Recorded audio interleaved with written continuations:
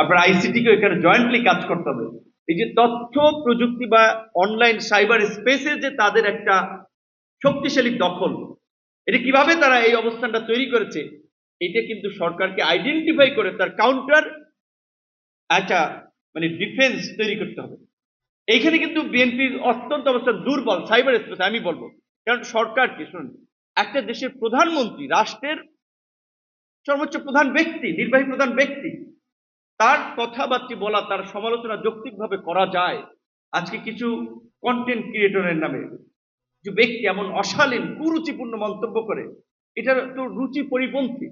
মন্ত্রীদের কিনে, অবশ্যই স্বপন ভাই মন্ত্রী, আমি আমাকে নিয়ে আপনি সমালোচনা করবেন, কারণ সেই রাইট আছে। আমি আপনার জনগণের প্রতি দায়বদ্ধ আমার কাজের জন্য, কিন্তু সমালোচনার তো একটা ভাষা আছে।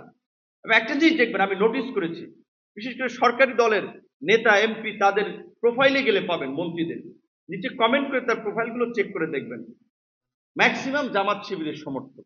তার প্রোফাইলের পোস্ট শেয়ার, তার পোস্ট দেওয়া, এটা দেখলে তো বোঝা যায় ম্যাক্সিমাম জামাত শিবিরের সমর্থক। এমনকি দেখি অনেকে মাদ্রাসার বিভিন্ন জায়গায় মহতামিম মানে অধ্যক্ষ টাইপের আর কি, এরকম এই সমস্ত লোক।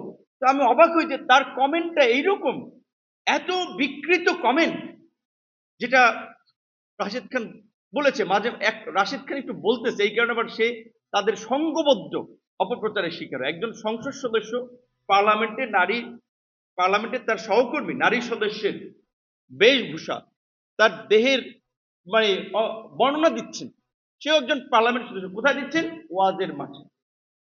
ওয়াজের মাঠে এটা বক্তব্য, এইটা কি ইসলামের সৌন্দর্য না ইসলামের বাণী? রাশমিকা মান্দানা পৃথিবীর সবচেয়ে সুন্দর নারী, আপনি এই বেগানা নারীর দিকে তাকাইলেন কিভাবে? সে সুন্দর, তার অবয়ব দেহাকৃতি, এইটা আপনি দেখলেন কিভাবে? এটা হচ্ছে ভণ্ডামি, এটা হচ্ছে ভণ্ডামি। এবং এই সমস্ত মানুষগুলো ইসলামকে বিতর্কিত করছে, ইসলামের নামে রাজনীতি করে আপনার মানুষকে বিভ্রান্ত করছে। এই বিষয়ে আমাদের সতর্ক থাকতে হবে।